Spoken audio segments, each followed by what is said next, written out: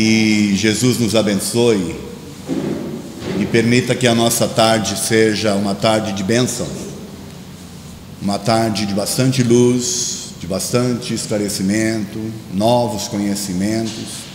No caso aqui da palestra de hoje, confirmações interessantes de pesquisadores, para que através disso a gente possa se transformar, possa se tornar melhores, diferentes do que somos, porque o grande objetivo do espírito ao encarnar, naturalmente, que é a sua evolução, e só é possível evolução se nós nos modificarmos, se nós nos transformarmos, tá certo?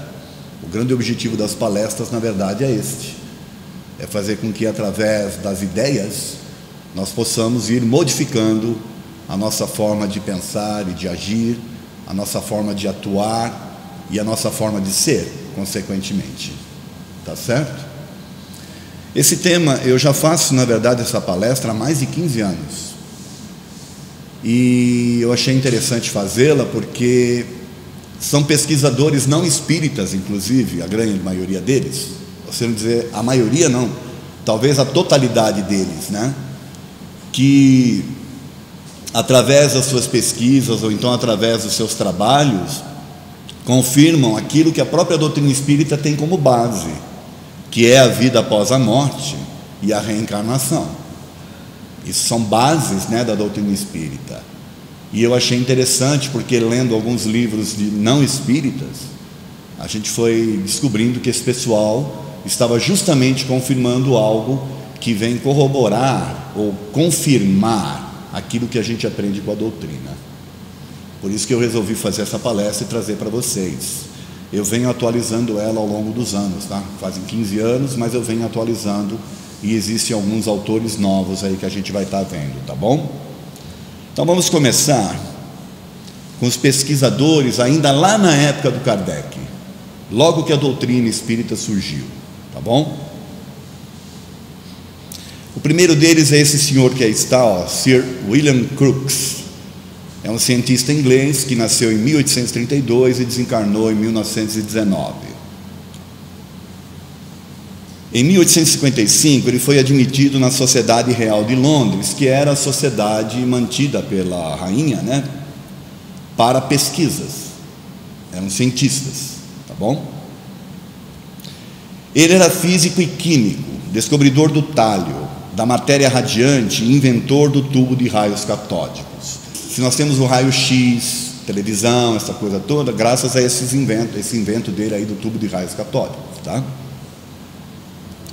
Bom, em 1870, William Crookes anunciou no Quarterly Journal of Science, que era um jornal da época, específico para as publicações científicas, que ele ia se ocupar dos fenômenos ditos espíritas, porque nesta época aí o espiritismo já estava sendo bem divulgado, tá? E aí ele foi aclamado pela comunidade científica, de uma forma assim unânime, porque eles diziam finalmente alguém sério, um pesquisador de caráter, para desmistificar essas coisas que estão sendo informadas. Bom, em janeiro de 1874, ele publica suas pesquisas, atestando a veracidade dos fatos por ele observados. Porém, ele foi ridicularizado e quase perde o subsídio real por causa disso. Bom, no começo foi aclamado, porque eles esperavam que ele viesse justamente dizer ao contrário. Como ele veio e atestou a veracidade dos fatos, aí ele caiu em descrédito.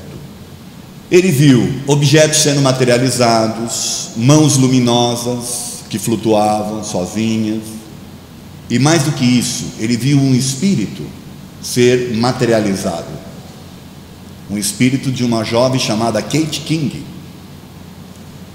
Ele não só viu esse espírito, como ele mediu o espírito, a altura dele era diferente da altura da médium. Ele mediu a pulsação dela, era diferente da pulsação do médium. Analisou o peso delas, era diferente, por aí afora, fotografou. Então ele tinha material para comprovar as suas pesquisas. Não foi uma coisa que ele fez aleatoriamente, tá certo? Ou por crer apenas. Ele conheceu o fato, né?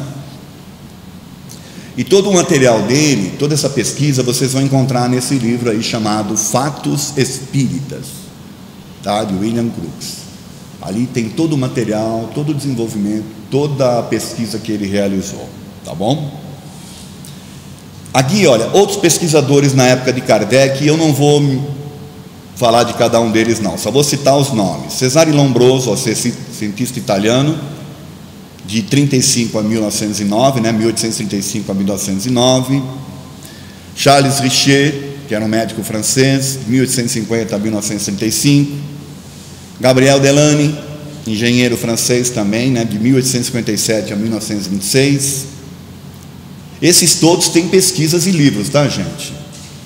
Alexander Aksakov, jornalista russo, de 1832 a 1903. Aliás, na Rússia, recheado de pesquisas, recheado de material farto em relação a esses assuntos. Coronel Albert de Rochas, engenheiro francês também, 1837 a 1914. Camille Flammarion, astrônomo francês, de 1842 a 1925, apesar de que o Camille Flammarion era espírita, tá certo? Mas ele ajudou nas pesquisas após. E nessa época aqui eu deixei por último o Arthur Conan Doyle, que era um escritor inglês, 1859 a 1930. Não sei se todos sabem, mas Arthur Conan Doyle é o autor, né, criador do Sherlock Holmes. É um escritor famoso por causa disso. As histórias dele rodaram o mundo, foram traduzidas para quase todos os idiomas, né, existentes na face da Terra. Porém, ele também foi membro da Sociedade de Pesquisas Psíquicas da Inglaterra. Além de escritor, ele fazia parte dessa sociedade. Era uma sociedade que fazia pesquisas nesse campo, né? No campo do sobrenatural, vamos assim dizer, né? E em 1926 ele publica um livro, A História do Espiritismo. Tá? O que é interessante falar do Arthur Conan Doyle? Que ele diminuiu vamos assim dizer, as suas escritas sobre o Sherlock Holmes para se dedicar ao espiritismo, para se dedicar à pesquisa. E ele escreveu muito material, ele escrevia em jornais, escrevia em revistas, publicou vários artigos, até chegar neste livro. O livro é interessante porque é uma ótica do que acontecia naquela época, uma ótica inglesa, diferentemente da ótica francesa, que era do Allan Kardec. E vocês sabem que o inglês tem uma certa rixa, vamos assim dizer, com os franceses. Não sei se continua até hoje, mas nessa época existia. Então ele dedica só um capítulo bem pequenininho, lá no final do livro dele, para falar do Allan Kardec. É interessante porque, para nós que estudamos a doutrina espírita através dos livros de Kardec, conhecer um pouco dessa história, né? Conhecer um pouco da pesquisa do Arthur Conan Doyle, é importante para a gente ver o que acontecia dos pontos de vista diferentes. Mas, de toda forma, ambos confirmam tudo aquilo que a gente aprende com a doutrina, tá bom? Agora nós vamos falar de alguns pesquisadores da atualidade. Vamos começar aqui na área da TCI, que é transcomunicação instrumental. Para quem não sabe, transcomunicação instrumental é os espíritos se comunicarem conosco não através de médiums, mas através de aparelhos. Pode ser um computador, pode ser um telefone, pode ser um celular, pode ser um filme, né? Eu vou explicar mais ou menos daqui um pouco, tá? Isso é transcomunicação instrumental, que se dá o nome. Vamos começar aqui com o percussor deles todos, tá? Que é o Frederick Jurgenson, sueco, de 1903 a 1987. Ele foi o precursor em julho de 1959. Por acidente, ele gravou vozes de espíritos quando tentava gravar gorjeios de pássaros. Ele tinha uma atividade onde ele gravava, deixava um gravador de rolo lá, horas e horas, gravando no jardim dele os gorjeios dos pássaros, tá? E depois ele ficava ouvindo e ia separando, né, os sons para identificar que pássaro era. Esse era o trabalho dele, que ele fazia para, eu não sei dizer exatamente para quê, mas ele fazia esse trabalho. E um belo dia ele estava lá, tinha deixado o gravador, ele estava ouvindo e anotando. De repente alguém fala com ele no meio da gravação. Ele levou um susto, alguém estava brincando com ele. Aí ele volta, ouve, tinha alguém falando alguma coisa para ele, nada assim muito claro, mas alguém falando. Ele ficou intrigado. No dia seguinte ele colocou de novo o gravador lá, só que dessa vez ele ficou espiando, para saber se alguém se aproximava lá para pregar uma peça nele, né? Bom, não apareceu ninguém. Ele volta o gravador, começa a ouvir, e dessa vez a pessoa fala claramente com ele: sou eu mesmo, bobão. Aí ele identificou a mãe dele, a mãe já desencarnada, porque ela chamava ele de bobão às vezes, né, para brincar com ele. Dali ele então ficou abismado com aquilo, passou a gravar, e aí ele começou a ouvir vozes, não só da mãe, como de um monte de gente. E ao invés de ficar separando vozes de pássaros, começou a separar vozes de pessoas desencarnadas. Se sou eu que faço isso, eu me mando. Mas ele decidiu trabalhar.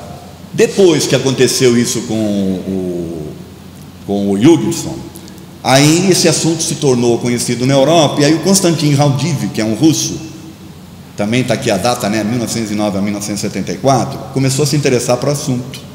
E aí em 1964 ele começou a fazer suas pesquisas lá na Espanha.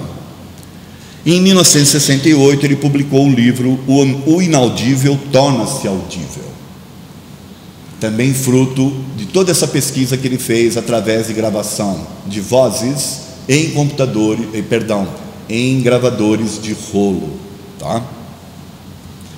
Só para vocês terem uma ideia, ele captou mais de 72 mil vozes diferentes, tá?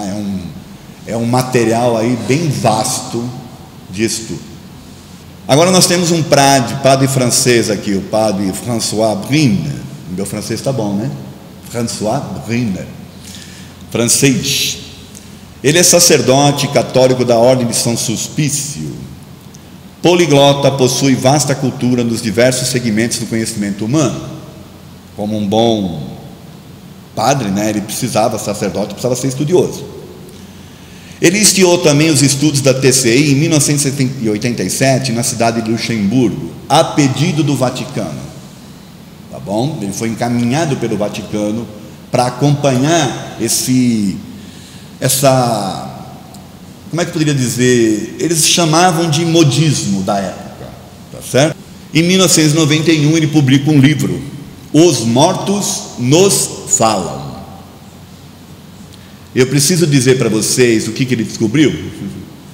Só pelo título do livro já dá para perceber, né, que ele constatou justamente a possibilidade dos mortos se comunicarem conosco através de gravadores. Em 1994 ele publica um outro livro, Linha Direta do Além. Então mais um livro aí do padre François Briner. E sabe o que é o interessante dele? É que ele desce a lenha nos espíritas, nos livros dele. Ele fala que do jeito que está caminhando a transcomunicação, os espíritos não vão mais precisar dos médiuns. E aí o médium, ele interfere na comunicação. Quando você obtém ela diretamente no equipamento, ela passa a ser, como é que eu poderia dizer, limpa, né? Sem interferência. Mas como ele não conhece de mediunidade, ele fala isso. Só que é o seguinte, gente, sem que haja um médium presente, um espírito não pode sensibilizar um equipamento. Ele não consegue. Então o padre francês, ele só fala isso porque ele desconhece mediunidade, ele desconhece do assunto.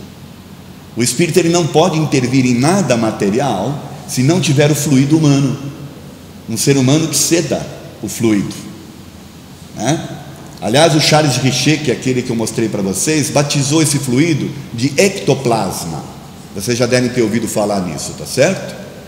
Através do ectoplasma, cedido por um médium, o espírito pode sim manipular um objeto material. Então, a transcomunicação só vai para frente se tiver médiums, senão não vai. Senão, gente, os espíritos gravariam na casa de todo mundo, e não é assim que acontece. Tá bom? Sônia Rinaldi, essa é brasileira, é uma das precursoras da TCI no Brasil. Ela fundou em 1995 a Associação Nacional dos Transcomunicadores. Então existe uma associação nacional dessa turma, trocam experiências entre si, tá certo? Em 1997, nos Estados Unidos, ela fundou a GATE, que é a Global Association of Instrumental Transcommunication. Então agora nós temos uma associação internacional de pessoas que trocam informações entre si, fazem congressos e por aí afora. Em 2000 ela lançou o livro Contatos Interdimensionais. E se vocês repararem ali na capa do livro, vocês vão ver que existem imagens, tá certo? Sabe como é que essas imagens eram obtidas, ou são obtidas? Normalmente eles pegam uma câmera, colocam de frente para uma televisão ligada naquele canal 3 que fica não fica aquele chuvisco, né? E eles deixam lá gravando, horas e horas. Depois recolhe a fita e põe para tocar. No meio daqueles chuviscos aparecem imagens, né, de pessoas já desencarnadas, tá certo? E às vezes até com uma mensagem. Tudo bem até aí, gente? Outros pesquisadores internacionais nessa área de TCI: Klaus Schreiber, Peter Bander, Meg e Julius Hirschfischbach, olha que nome difícil, Ernest Sekonski, Hans Hott Koenig e George Mick. Todos esses aqui têm livros sobre o assunto. Outros pesquisadores brasileiros, além da Sônia Rinaldi que eu falei, né? O professor Hernani Guimarães Andrade, o Fernando Machado, o Ney Prieto Pérez, que é um senhorzinho muito lindo, que eu tive o prazer de conhecer, um engenheiro, que tem uma capacidade, um conhecimento assim impressionante. Djalma Mota Argolo e Clóvis Nunes. O Clóvis Nunes é um dos mais renomados pesquisadores dessa área, tá bom? Existem vários vídeos do Clóvis Nunes no YouTube, para quem tiver interesse. Aqui eu vou colocar uma conclusão sobre o tema, tá? Este assunto foi tão divulgado nos meios de comunicação que o objeto, né, que foi objeto de recentes matérias em revistas e até um filme protagonizado pelo ator Michael Keaton. O filme aí é este aí, Vozes do Além. Então vejam, para Hollywood se interessar pelo assunto é porque esse assunto, né, ele se tornou conhecido e falado no meio, né, em vários países diferentes. Porém, Hollywood sempre coloca a sua marca ali de precisa dar impacto, né? E aí cria toda aquela coisa do espírito vir atrapalhar a pessoa depois. Não acontece nada disso.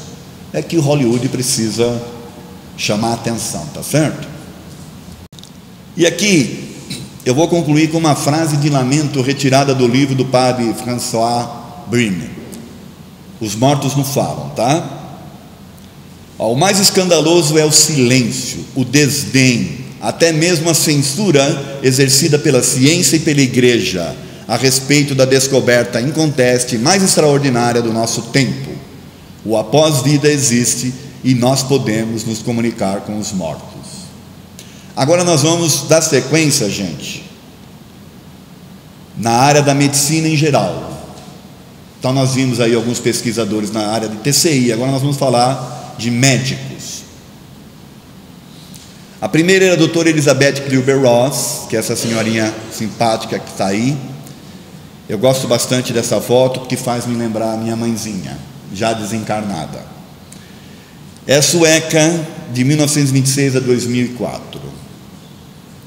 Médica formada na Suécia e radicada nos Estados Unidos, a primeira a se ocupar cientificamente do estudo da morte e a iniciadora, da tanatologia em 1966. Tanatologia, para quem não sabe, é o estudo da morte, A doutora Elizabeth, ela ficava incomodada da forma como os pacientes terminais eram tratados nos hospitais lá nos Estados Unidos, que os pacientes eram esquecidos pelos médicos, principalmente aqueles que já estavam em estado bem terminal. E aí quem cuidava eram os enfermeiros, tá certo? Os médicos pouco atenção davam. E aí ela se incuria, e ela conversava, e aí ela entendia, ela trocava ideias com os pacientes contavam as suas necessidades, suas dificuldades, contavam as suas visões. E aí ela começou a perceber que existia muito mais do que a gente podia imaginar, tá certo? Por trás daquilo.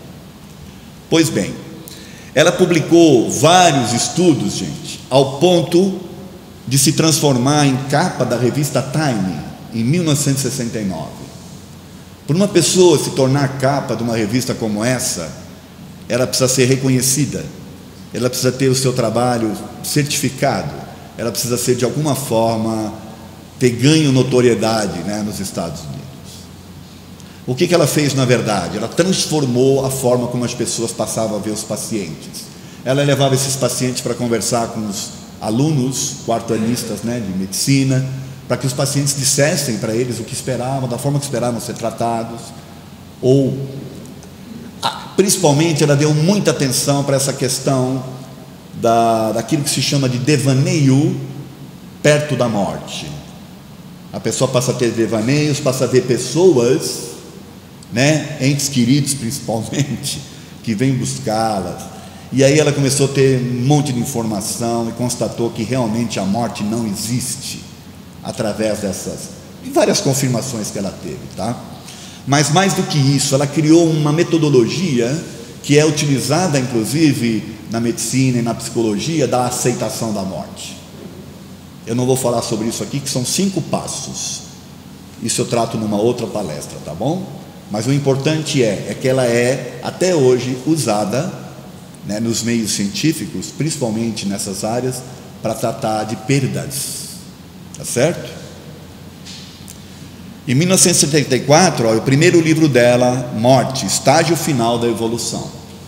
Depois ela publicou uma série de outros livros que eu não vou trazer aqui, porque não é o fruto, não é o objeto da palestra, mas eu vou falar o livro final dela aqui, 1998, A Roda da Vida.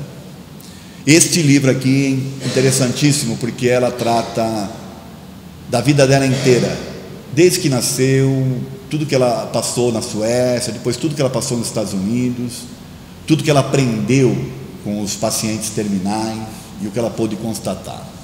Vale a pena vocês lerem, tá bom? Dr. Raymond Moody Jr., que é esse senhorzinho que aí está, médico americano PhD, especialista na pesquisa de EQM, que é experiências de quase morte. O que é uma EQM, gente? É isso que está aqui, A pessoa entra em coma e aí ela se vê saindo do corpo. Isso é uma experiência de quase morte. Ela sai e aí depois ela é atraída por um túnel. Todos dizem que é atraídos por um túnel, tá bom? Passam por esse túnel e aí depois encontram pessoas do outro lado desse túnel, normalmente parentes já desencarnados, ou em alguns casos pessoas que elas nem conhecem, mas que num diálogo que elas têm lá descobrem que ainda não é o momento delas, e aí elas voltam. Quando voltam, saem do coma. Tudo bem? Isso é uma experiência de quase morte. A pessoa quase foi, só que acabou voltando. Tá bom? Em 1975, depois de pesquisar mais de 3.000 pessoas diferentes, de idades diferentes, sexos diferentes, religiões diferentes, causas que levaram a pessoa ao coma diferentes, ou seja, ele procurou criar um grupo bem heterodoxo, né, que se fala, bem completo, para não se deixar levar ou por tendências religiosas ou por crenças e por aí afora. Depois de pesquisar esses 3.000 casos aí durante mais de 20 anos, ele publica esse livro constatando que há vida depois da vida. E mais, 99% das pessoas que tiveram experiências assim mudaram o seu comportamento no mundo. Passaram a ser outras pessoas, a se importar com coisas mais importantes. Ou seja, realmente com a amizade, com a caridade, com a bondade, com a afabilidade, com a troca, se tornaram menos materialistas, menos focadas na matéria, se espiritualizaram mais. Por quê? Porque descobriram que a vida segue. Depois, em 1980, na sequência dos seus estudos, ele publica o livro A Luz que Vem do Além. Todo ele baseado nessa experiência de passar pelo túnel de luz. Ok? O Dr. Melvin Morse, que é esse senhor que aí está, médico pediatra americano, especialista também na pesquisa de EQM, experiência de quase morte, porém com crianças. Como ele é pediatra, o foco do estudo dele foi em crianças que entram em coma e voltam do coma. A diferença é que a criança tem aquela pureza, né? A criança não tem aquela coisa de mistificar, a criança fala o que vê, tá certo? Por isso que ele se focou mais nas crianças. Em 1985 ele lança o livro Transformados pela Luz, Aprendendo com as Crianças. Aqui é uma frase do livro dele: as crianças não mentem. A ciência só nos conta metade da história acerca da vida mais além da morte e acerca da alma humana. As crianças que estiveram perto da morte, as crianças da luz, contam o resto. Eu não vou falar muito sobre o livro, porque acho que vale a pena vocês lerem, tá bom? O fato é, tem histórias interessantíssimas de crianças que encontram com tias, que passeiam por um jardim, depois desenham aquilo tudo, voltam, desenham, e aí a mãe folheando lá as fotos antigas, né? Os parentes antigos, a criança aponta a tia como sendo uma bisavó que sequer ele tinha conhecido, coisas desse tipo, tá bom? O Dr. Sam Parnia, médico inglês, atualmente considerado um dos maiores especialistas em EQM. O Dr. Sam Parnia é atual, tá? Em 2005 ele lança o livro O que Acontece Quando Morremos. Sabe qual o interessante do estudo dele? Eu não sei como é que está hoje, porque eu não me atualizei, mas ele criou, ele obteve licença em vários hospitais lá americanos, para criar uma parede, um teto falso nas salas de cirurgia, principalmente, porque as pessoas diziam que se viam sair do corpo, certo? Como aquela imagem que eu mostrei, elas se viam flutuando, olhavam para baixo, depois seguiam para o túnel de luz, não é assim? Então, nesse teto falso, ele colocou mensagens que só ele sabe o que está escrito. Então, se uma pessoa dessa subir, ler aquela mensagem e falar para ele, vai estar mais do que comprovado que não é alucinação. Vocês concordam? Bom, aqui está uma matéria que em 2013, né, foi feita pela reportagem, né, do jornal Folha de São Paulo, sobre o trabalho dele, 2013. E aqui uma frase do livro dele também, ó: a ocorrência paradoxal de processos de pensamentos lógicos sem subsequente amnésia, num período de paralisação cerebral, levanta questões particularmente complexas para a nossa compreensão atual da consciência e da sua relação com a função do cérebro. Parece uma frase difícil, mas o que ele quer dizer é o seguinte: se uma pessoa está com o cérebro paralisado, ela não está recebendo impulsos elétricos, como é que ela pode reter lembranças daquele fato, daquele momento em que ela está sem o cérebro funcionar? Porque o coma acontece isso. Então significa que se a pessoa está conseguindo trazer lembranças de episódios ocorridos naquele momento, é porque existe um pensamento além do cérebro. Ok, gente? Com isso eles estão comprovando a existência do espírito e também da continuidade da vida após a morte. O Dr. Herbert Alexander III, que é este simpatão que está aí, médico neurocirurgião americano, em 2008 ele passou por uma EQM que transformou sua vida e os seus conceitos científicos sobre o cérebro e a consciência. Ele, por ser neurocirurgião, cético ao extremo, só acreditava na ciência, naquilo que poderia ser comprovado fisicamente, até que ele entrou em coma, ficou várias semanas em coma, e quando volta do coma, volta abismado, tá certo? Quer dizer, ele experienciou na carne, ou seja, uma experiência própria. Não dá para dizer que é modismo, que é alguém, não, ele viveu. E como médico ele escreveu o livro Uma Prova do Céu, 2012. Naturalmente que o livro é recheado de ideias, né, porque ele tinha os conceitos religiosos dele, da coisa do céu, de Deus e tal, mas o que importa é a experiência que ele vivenciou, tá certo? Minha experiência mostrou que a morte não é o fim da consciência e que a existência humana continua no além-túmulo. E mais importante ainda, ela se perpetua sob o olhar de um Deus que nos ama e que se importa com cada um de nós. Então, se alguém tem dúvidas de que Deus se importa conosco, leia um livro, Uma Prova do Céu. Vamos sair um pouco agora da área médica. Nós vamos na área da psiquiatria, tá bom? Dr. Ian Stevenson, americano, de 1918 a 2007. Ex-chefe da divisão de parapsicologia do Departamento de Psiquiatria da Universidade de Virgínia, dos Estados Unidos.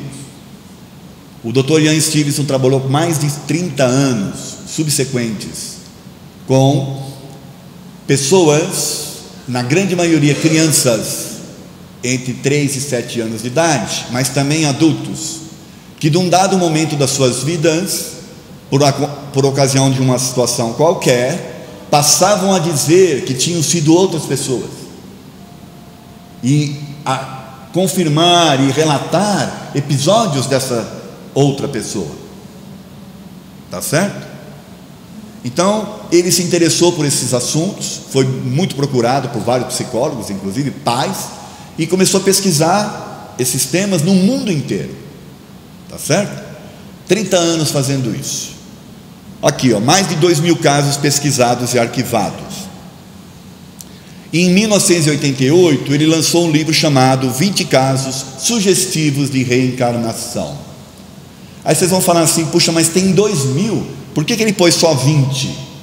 Porque esses 20 ele comprovou com documentos, ok? Então, por exemplo, uma criança dizia, por uma razão qualquer, que tinha sido fulano de tal, que viveu em tal cidade, em tal época, que morreu de tal jeito, e que tinha família assim, assado, tinha os irmãos, tinha família. O que ele fazia? Ele ia até aquela cidade, procurava nos jornais antigos, procurava nos cartórios, procurava o endereço que a criança dizia que viveu e comprovava a existência anterior daquelas pessoas. Esse livro ele trata disso. 20 casos comprovados com documentos, 2 deles aqui no Brasil, tá bom?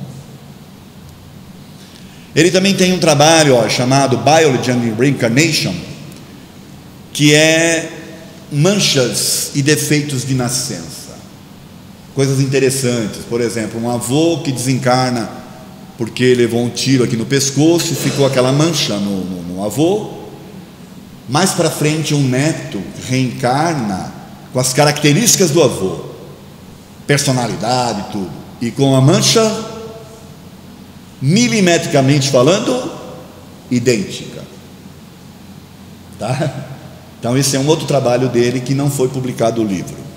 Dr. Hemendranath Banerjee, fundador do Instituto Indiano de Parapsicologia em 1957, desde 1970 radicado nos Estados Unidos, também estudioso desse tema, de pessoas que passavam a dizer que tinham sido outras. Porém, para ele é mais fácil aceitar, porque por ser indiano, eles acreditam na reencarnação, tá certo? Não tem nenhuma dificuldade. Possui também mais de 3.000 casos pesquisados e arquivados. Mas tem uma coisa interessante aqui, ó. Ele relata 3 interessantes casos ocorridos na Índia e no Sri Lanka, de crianças que foram levadas por seus pais atuais para conviverem um tempo com suas famílias anteriores. Olha a loucura. Nesses países, gente, eles acreditam tanto na reencarnação, que se uma criança passa a dizer que foi outra pessoa, eles não têm dificuldade nenhuma em deixar essa criança conviver com aquela família por um período. E esses 3 casos ele acompanhou e viu que as crianças reconheciam os parentes anteriores, uma coisa assim muito interessante. Dr. Jim B. Tucker, professor de psiquiatria e ciências neurocomportamentais da Universidade de Virgínia, nos Estados Unidos. O Jim B. Tucker assumiu, a partir do momento que o Dr. Ian Stevenson, lembra que eu falei dele? Desencarnou, ele assumiu esta área lá e a continuidade dos estudos do Dr. Ian Stevenson. Então ele também tem uma série de materiais, inclusive dele tem vídeos na internet, está no YouTube, que vocês podem pesquisar. 40 anos de investigação no setor de estudos da percepção, né, da universidade. 40 porque tem 30 anos lá do Ian Stevenson e depois mais 10 dele na sequência, tá certo? Em 2005 ele publica o livro Vida Antes da Vida, todo ele também baseado em crianças. Tá bom? Vamos mudar agora, vamos para o jornalismo. Aqui nós temos o jornalista Tom Schorrer, jornalista americano com vários prêmios Pulitzer, é editor, né? Era pelo menos, eu não sei se é ainda, editor do Washington Post e do Miami Herald. Após pesquisa jornalística junto ao Dr. Ian Stevenson, ele publicou o livro Almas Antigas em 2001. Lembra do Dr. Ian Stevenson? Ele ia se aposentar, então ele ia fazer o último trabalho dele de campo. Aí o jornalista Tom Schorrer se ofereceu para acompanhá-lo e foram juntos para observar como é que o médico trabalhava, né? E ele achou interessantíssimo e descobriu coisas maravilhosas. Aí ele escreve esse livro, então, na volta, chamado Almas Antigas. E o interessante, gente, é que ele mesmo pesquisou casos depois que ele voltou, né, lá nos Estados Unidos, e ele constatou que existem muito mais casos do que possamos imaginar. Muita coisa, muitos relatos na própria vizinhança dele, que ele nunca tinha prestado atenção. Mas agora que ele já tinha conhecido o assunto, ele começou a observar que existem muito mais relatos do que a gente possa imaginar. É que a gente não presta atenção, tá certo? Vamos mudar agora para psicologia, ok? Doutora Ellen Wambach. Essa foto não está muito boa, mas é a única que eu encontrei dela, tá bom? Doutor em psicologia clínica em Nova Jersey, pesquisou mais de 1.400 pessoas em 20 anos através de TVP, terapia de vidas passadas.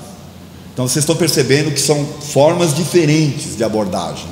Aqui hipnotiza-se o paciente e leva ele, normalmente quer-se levar o paciente para a infância dele, nesta vida, porque ele tem um trauma qualquer que não tem explicação. Ele tem uma fobia qualquer que não tem uma explicação plausível. Aí tenta-se descobrir se alguma coisa aconteceu na infância dele. Porém, muitos desses médicos acabam acidentalmente levando a pessoa não para a infância, mas para uma vida anterior. A maioria deles foi acidentalmente, só que descobriram coisas maravilhosas, tá certo? Isso chama-se terapia de vidas passadas. Em 1978 ela lança o livro Recordando Vidas Passadas, um livro em que ela apresenta um material belíssimo e riquíssimo de informações. Ela criou uma metodologia, ela fazia as mesmas 10 perguntas para todos aqueles, ela hipnotizava, levava para uma vida anterior e fazia aquelas 10 perguntas. Então vocês conseguem imaginar, ela pegou 1.400 pessoas, uma média de 20 vidas cada uma, e fez as 10 perguntas. Olha que material ela teve para criar um trabalho científico maravilhoso.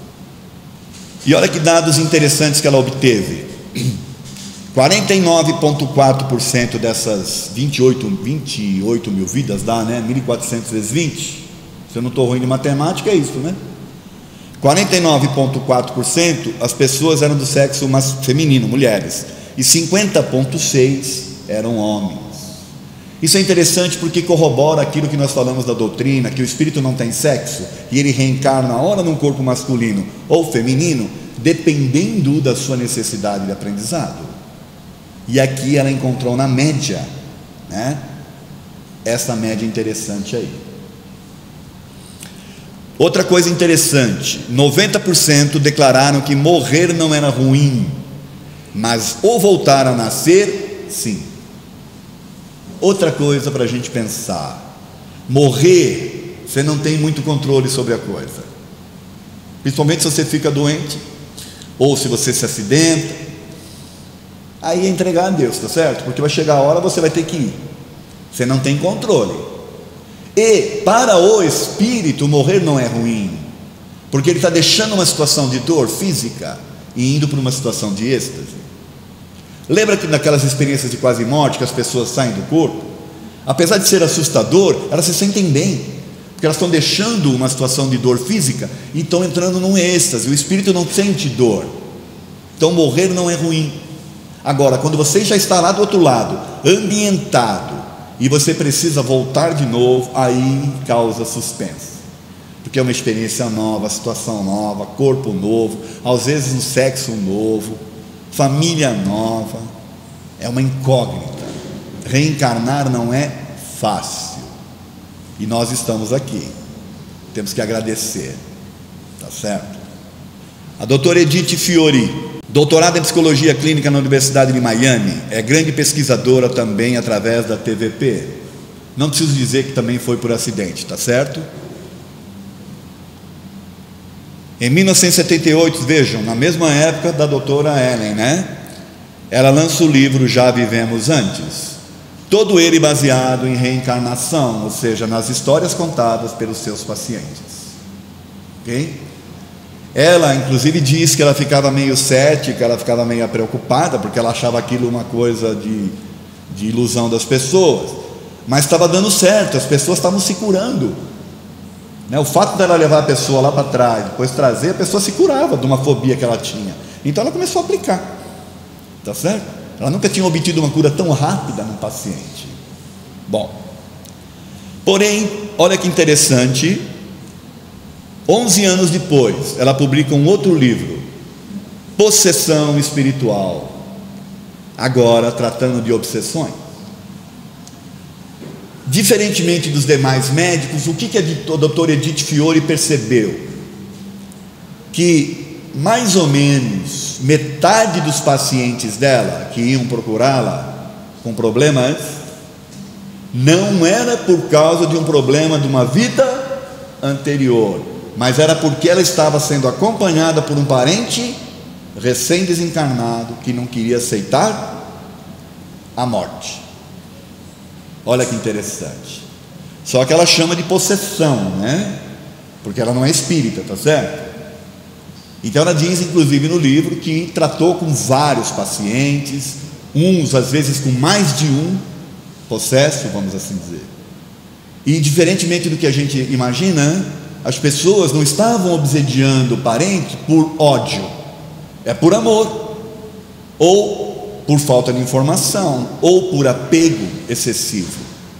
Aquela vozinha que não conseguia se desprender, e aí o neto ficava chamando, ou a família chamando, e ela acabava ficando. Ela se aproximava, e agora eu já estou falando do conhecimento espírita, tá bom, gente? Ao se aproximar dos parentes, ela se sente bem, porque ela recebe aquela carga de energia, tá certo?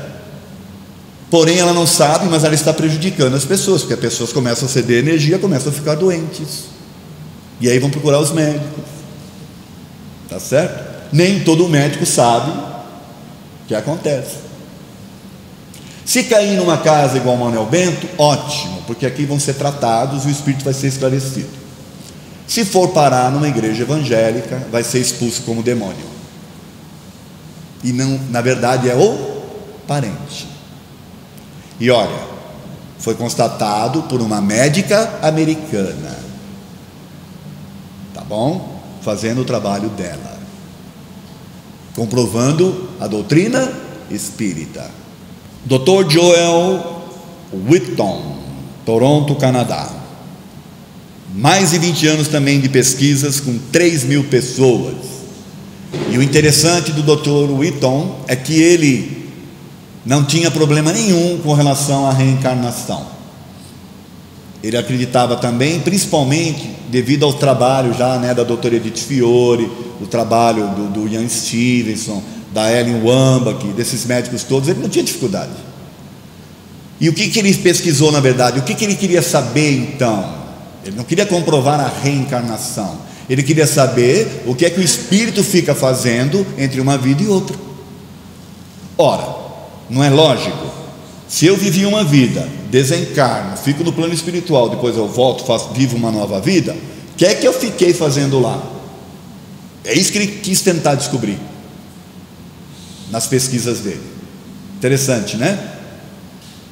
Em 1986 ele lança o livro Vida, Transição Vida, junto com o jornalista Joe Fisher. Na verdade, esse trabalho dele, gente, era tudo lá da Universidade de Toronto, e ele não quis dar publicidade para isso. Era um estudo científico. O jornalista, sabendo, vendo, quis publicar isso. Mas ele falou: mas eu não sou escritor, eu sou um cientista. Bom, eu te ajudo. Então o jornalista, na verdade, é que pegou todo aquele material e compôs num livro. Ok? Este livro aí, ó, Vida, Transição, Vida. Dados interessantes que ele constatou: o menor período que ele pôde observar entre uma vida e outra foram 3 meses. O maior, 237 anos. Interessante, porque a gente não existe um padrão, e com isso ele confirma o que a gente aprende com a doutrina espírita. Não tem um padrão.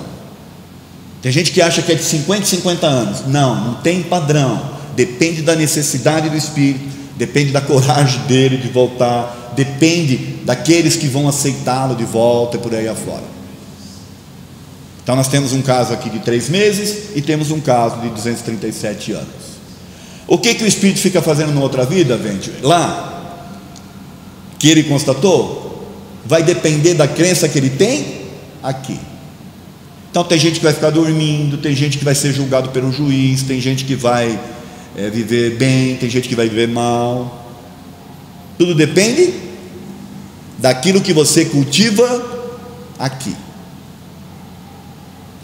Diferentemente do que a gente aprende com a doutrina, o que vocês acham? Bom, lembra do Dr. Raymond Moody Jr., especialista em EQM? Lembra dele? Ele teve uma experiência interessante que eu vou contar para vocês agora. Em 1985 ele foi fazer uma visita para uma amiga chamada Diana Delholm.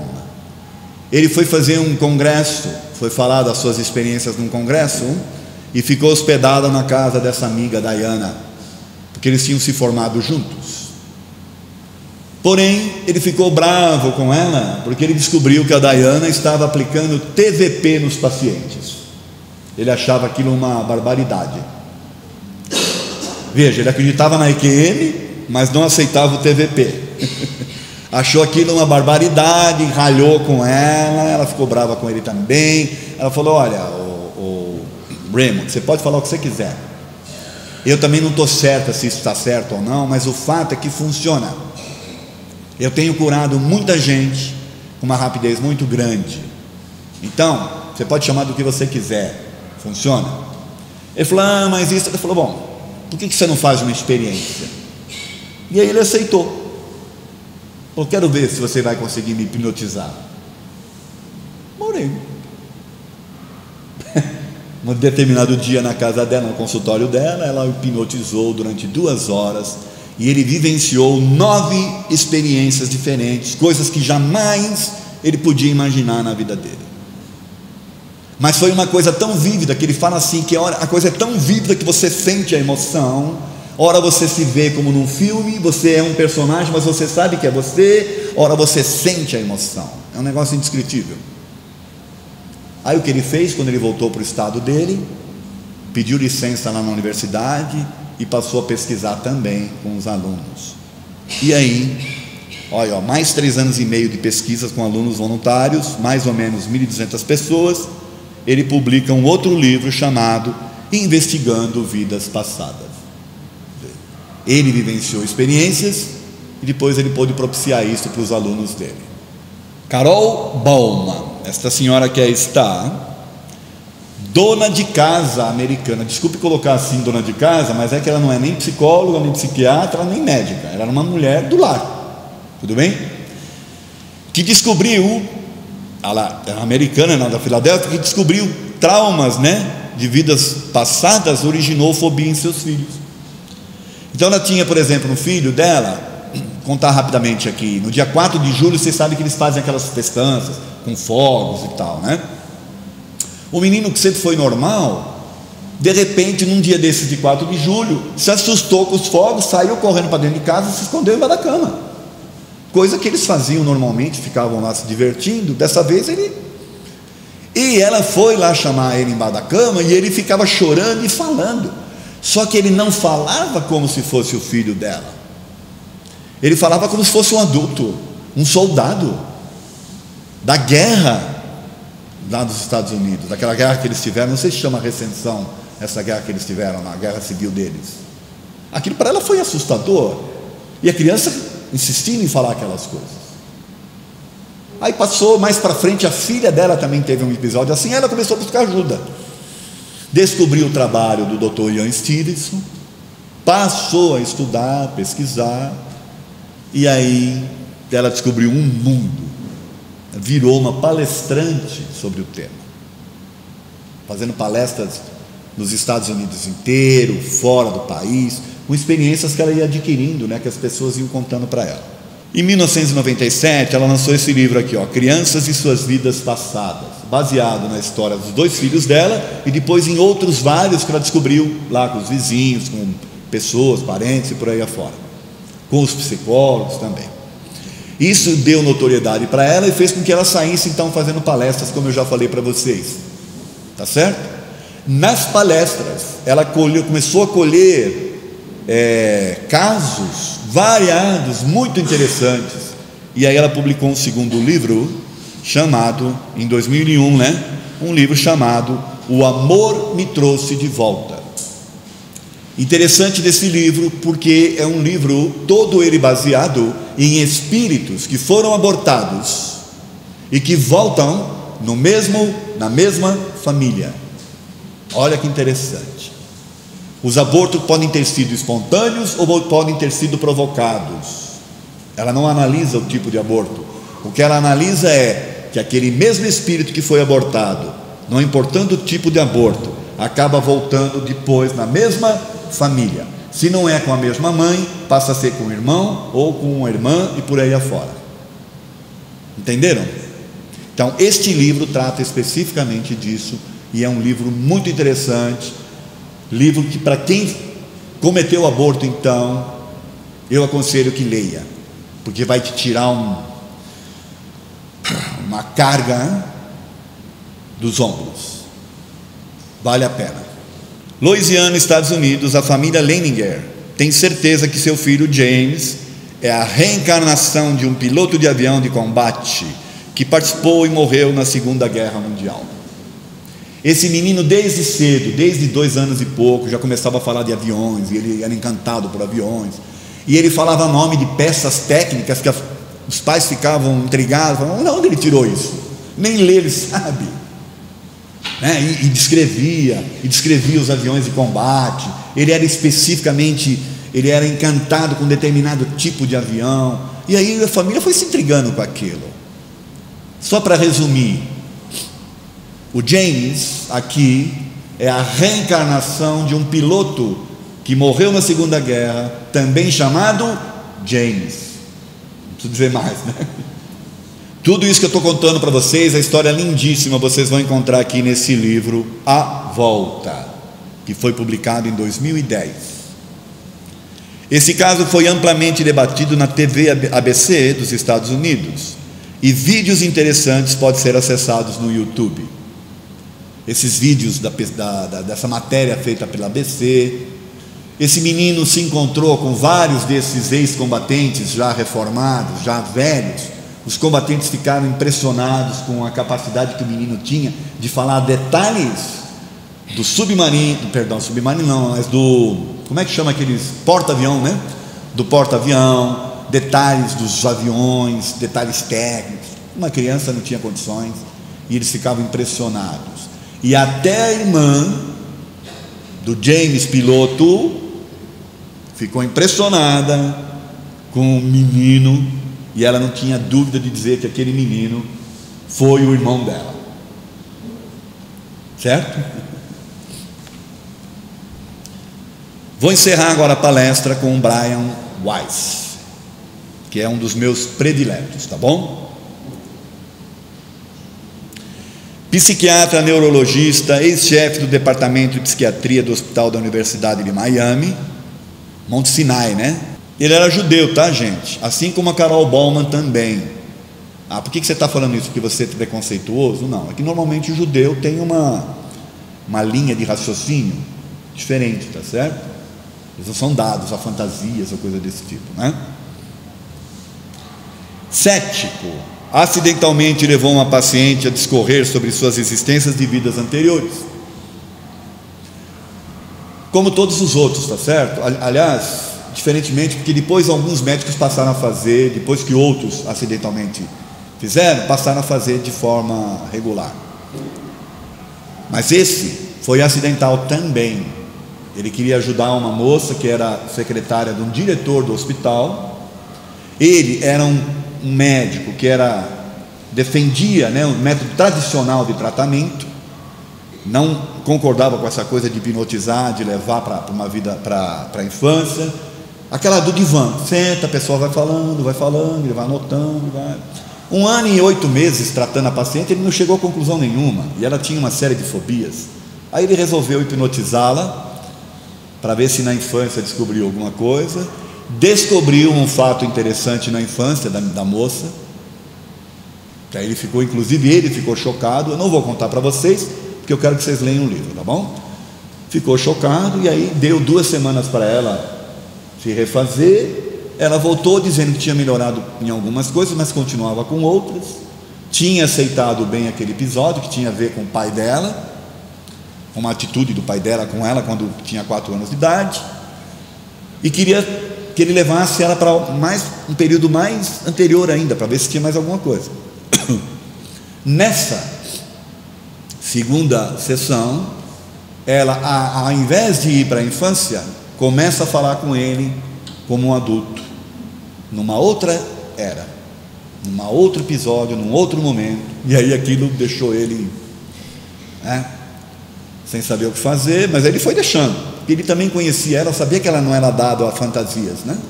Ele queria saber até onde aquilo ia dar. E depois ela voltou curada. Aí eles, por curiosidade, começou a fazer mais sessões. Ela também queria participar, ela queria entender o que estava acontecendo, e eles começaram a fazer uma sessão atrás da outra, até que ele publica então um livro chamado Muitas Vidas, Muitos Mestres. Por que o título desse livro? Porque durante as sessões que ele levava ela para uma vida anterior, quando ele levava ela para o final daquela vida, para a morte dela naquela vida, ela ficava um tempo ali, e ela dizia que mestres vinham e que queriam passar mensagens para ele. E ela começou a passar mensagens para ele nesse interregno, sabe? Entre uma vida e outra. Maravilhosas mensagens que ele ficava curioso, porque não tinha a ver com a cultura que ela tinha, e o conhecimento que ela tinha, e as crenças que ela tinha. E ele começou, gravando tudo, né? Ele começou a perceber que estes mestres eram diferentes. Ele chegou a classificar 7 mestres diferentes nessas mensagens. Por isso que chama Muitas Vidas, Muitos Mestres. Esse episódio mudou a vida dele. Ele saiu do hospital. Primeiro que ele não quis publicar o livro, mas ele teve uma razão particular para fazer isso, a ver com o filho dele, que eu acho que vocês devem ler, não vou contar, né? E a vida dele mudou completamente. Ele criou um consultório e passou a atender muita gente, aplicando essa terapia. Em 1996 ele lança o livro Cura através da Terapia de Vidas Passadas. Aqui ele explica uma série de técnicas, coisas desse tipo. E depois de colher um monte de histórias, ele publica esse livro aqui, Só o Amor é Real. E é uma história interessantíssima de um mexicano e de uma americana que estavam com dificuldades de relacionamentos amorosos, uma série de dificuldades, de traumas, de fobias, de relacionamentos. Eram felizes, apesar de terem carreiras promissoras, pessoalmente eram infelizes e queriam descobrir o que era. E nas suas consultas, acidentalmente ele descobriu que as histórias que eles contavam separadamente, porque eles não se conheciam, eram histórias semelhantes, porém os personagens diferentes. Entenderam? Vou falar rapidamente. Numa das histórias, ela, a moça, ela vivia na Judéia, nessa época ela era judia. Nessa época tinha sido invadido pelos romanos. O pai dela era um oleiro, que ela admirava o trabalho que o pai fazia, né? Oleiro é quem faz os vasos, né? Ela admirava a maciez da mão do pai, as coisas que o pai fazia, e ela não se conformava do jeito que os romanos tinham matado o pai dela, né? Quebrado a mão dele, ela inclusive não conseguiu se despedir do pai. Aquilo causou uma emoção muito grande nela. Essa foi uma das histórias. O Pedro, que era um mexicano, numa das histórias, ele fala assim: eu lá na Judéia, eu era um oleiro e eu fiquei muito triste porque os romanos me pegaram. Eu fiquei preocupado com a minha filha, eu não sabia como fazer, não pude me despedir dela, e aí eu fiquei desesperado. Bom, ora, eram duas pessoas que não se conheciam, que estavam contando. Aí ele começou a comparar as histórias. Ele foi descobrindo que eram duas almas que vinham reencarnando juntas e que nesta vida não se conheciam. Aí ele queria saber se ele podia fazer o papel de Cupido. Ele, como médico, não podia abrir, porque tem a confidencialidade, tá certo? O que ele fez? Ele falou assim, ele fala isso no livro: eu tinha duas oportunidades, porque o Pedro ia embora para o Novo México para assumir lá, para o México, né? Para assumir os negócios do pai. E a moça ia continuar, né, fazendo as terapias, mas o Pedro ia embora. Então o que ele fez? Ele não podia intervir. O que ele deu? Um jeitinho de encaixar as consultas dos dois, para que eles se encontrassem na recepção. Falou: vamos ver, vou ajudar para ver se o resto a química faz, né? Ele ficou decepcionado, porque na verdade no primeiro momento a Diana chegou e ela ia sair, o Pedro chegou. Ele apresentou os dois, mas os dois estavam tão preocupados com as suas coisas que só se cumprimentaram. A Diana foi embora, o Pedro entrou, preocupado, queria ter que ir embora, assumir as coisas do pai. Ele ficou meio decepcionado. Na segunda vez foi o inverso. Ele estava saindo e ela ia entrar na consulta. Aí até conversaram um pouquinho, mas nada assim que... Aí ele ficou decepcionado. Mas aí ele conta que existem cupidos melhores do que ele, tá certo? O Pedro não ia embora para o México. A Diana, a moça, esqueci o nome dela agora, ela ia fazendo uma viagem a negócios, a trabalho, e deu problemas técnicos no avião, no voo dela. Então ela teve que ir lá na companhia remanejar o voo, que ia sair dali a 2 horas, porém ia fazer uma escala no Novo México, se eu não me engano. Aí ela comprou uma revista, sentou no saguão do aeroporto. Quem ela vê de repente chegar depois de um tempo, sentou do lado dela? O Pedro, que ia no mesmo voo. E aí descobriram que tinham se conhecido lá, sentou do lado, começaram a conversar. Aí viram que tinha muita coisa em comum, foram lá no balcão, conseguiram trocar para ficar com poltronas próximas. Para resumir a história, casaram-se e tem 3 filhos. Tá? Isso é o que vocês vão encontrar nesse livro. Apesar de eu ter contado o livro, gente, vale a pena ler, porque é muito interessante. A parte científica, então, é mais interessante ainda. E para finalizar, não, ainda tem mais 2. Aqui é uma coletânea de frases que ele foi pegando dos mestres. Lembra que eram 7 mestres diferentes? E ele foi então e criou este livro. Um livro muito interessante, em termos filosóficos, de mensagens e conhecimentos passados pelos mestres, tá? Bem paralelo assim ao que a gente aprende com doutrina espírita, tá bom? E para finalizar, um livro chamado Muitas Vidas, Uma Só Alma. Aqui ele começou a fazer experiências diferentes. Ele pegava o paciente que ficava reclamando das coisas, e aí ele propunha para o paciente, num processo assim, onde ele deixava o paciente relaxado e tudo, ele propunha para o paciente pensar no futuro dele, caso ele seguisse com as mesmas atitudes. O que é que poderia acontecer no futuro dele? Que é um outro tipo de experiência, vocês concordam? 90% dos pacientes mudavam as suas atitudes, só de se imaginarem, continuando com aquele tipo de atitude, o que é que poderia acontecer com eles lá na frente.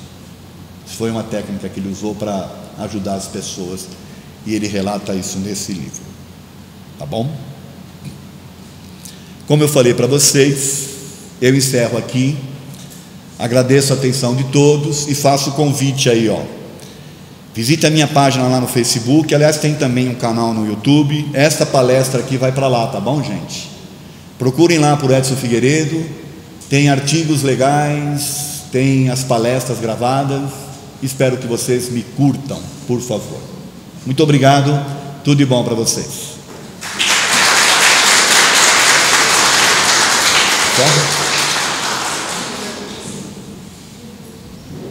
Relaxem aí o seu corpo físico. Vamos fechar os nossos olhos e juntos vamos mentalizar Jesus. Agradecer a Jesus pela oportunidade que tivemos de estar aqui hoje, nesta tarde. Que Jesus possa nos envolver com a sua paz, com o seu amor, com a sua luz, para que, envolvidos por ela, nós possamos estar bem, equilibrados física e espiritualmente falando. Que nós possamos reter da luz e da paz de Jesus em nossos corações, que nós possamos levar essa luz, essa energia para os nossos lares, estendê-la aos nossos familiares, que possamos reter mais ainda durante a nossa semana e possamos trocar essas energias com aqueles que cruzarem o nosso caminho. Enfim, que Jesus permita possamos retornar para os nossos lares em paz e harmonia. Que assim seja. Gente, boa tarde para vocês.